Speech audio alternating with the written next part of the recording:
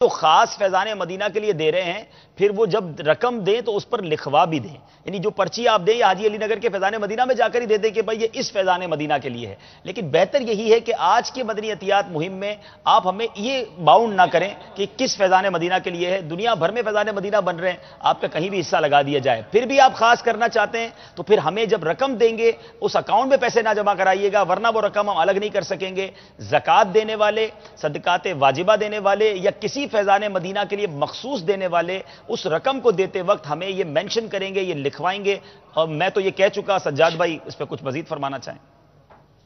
جی آپ نے جو فرمایا وہی کافی ہے، ماشاءاللہ، کیونکہ پہلے آپ سے سے سیکھا ہے حضرت،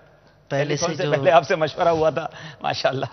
پہلے سے یہ طے ہے کہ اگر کوئی مخصوص دے گا تو وہ اس اکاؤنٹ میں نہیں ڈالے گا، اور ہمیں اسی صورت میں پتہ چلے گا اس خصوصیت کا جب کہ وہ لکھ کر دے گا یا علیحدہ سے دے گا،